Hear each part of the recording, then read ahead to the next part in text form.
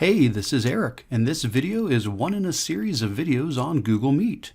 This video covers how to keep students from rejoining a meet after you have left, or entering a meet before you have joined, as well as other tips.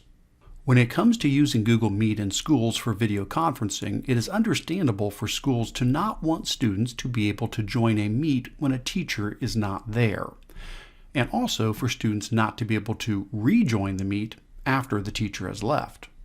Thankfully, Google has provided an option to manage this.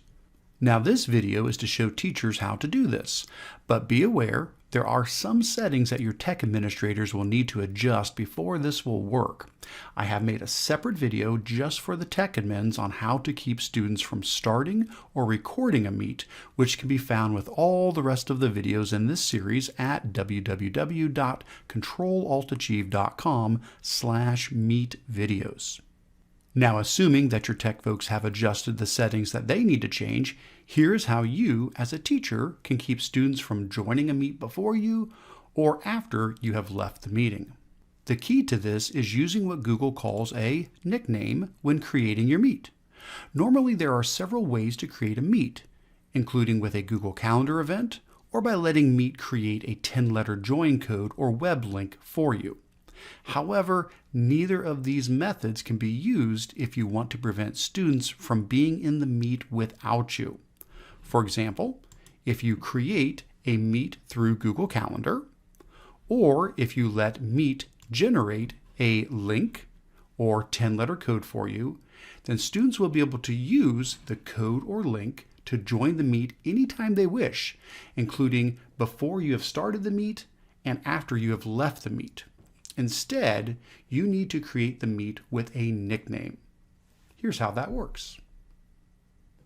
First, go to the Google Meet website as normal. You can click on the waffle button and choose Google Meet, or you can simply go to the Meet website at meet.google.com. Once you are there, now click the spot to join or start a meeting. Now, type in a nickname for your meeting. This can be anything you would like and will be what you give your students so they can join your meet. The important thing is to make the nickname something that is unique to your school. For example, if you and another teacher use the same nickname, then you'll both end up inside the same Google Meet. For this reason, your school should choose a pattern to follow for the nicknames, such as teacher name and class period, like Kurtz 3 for my third period class. You can decide on the nickname you will use and give that to your students anytime you want, but they will not be able to use it until you start the meet. For example, even though I've decided to use Kurtz 3 for the nickname, I have not started the meet yet. Let's switch over to a student to try it out. Even though I told them what the nickname will be, when a student tries to use it, they get an error saying you're not allowed to start a meeting. So when you use a nickname to create a meeting, students cannot get into the meet until you have started the meeting. Now let's go back over to the teacher view. As soon as I click the Continue button, then the meeting will officially be started. Even though I have not clicked the Join Now button, the meet is actually live now, and the students can use the nickname to join. Because of this, you should click the Join Now button rather than waiting on this screen. Now, just to demonstrate this, let's switch back over to the student and see if we can join the meet with the nickname now.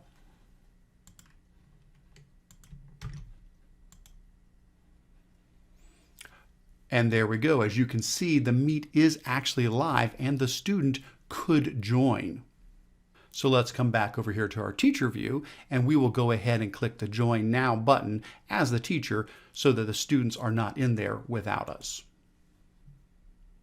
At this point, we can run the Hangout Meet as normal, providing a lesson, having a meeting, answering questions, presenting our screen, and more. However, when it is time for the meet to be over, we need to make sure all the students leave the meet before we do. We can simply wait for all the students to disconnect, Or if needed, you can remove a student by going up to the top right-hand corner and clicking on the People button, and then finding the students who have not left, clicking on the down arrow next to each student, and then clicking on the Remove button.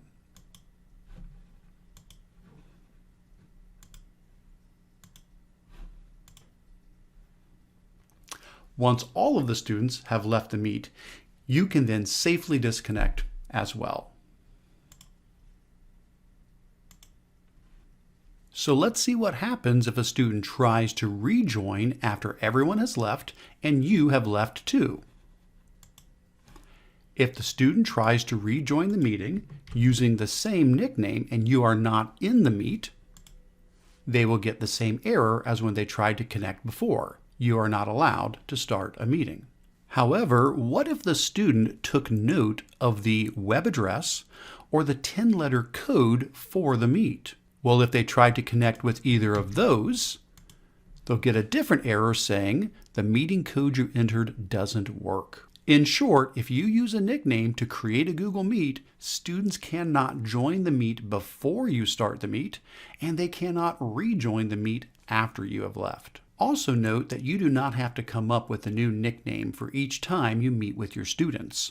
Instead, you can use the same nickname over and over again anytime you want to meet with them. For example, my students could know that Kurtz3 is the nickname to use anytime we have a meeting because they are in my third period class. As far as giving this nickname to your students, you can do this in any number of ways, including a post in your Google Classroom stream, or in an email, in a shared Google Doc, on your class website, or more.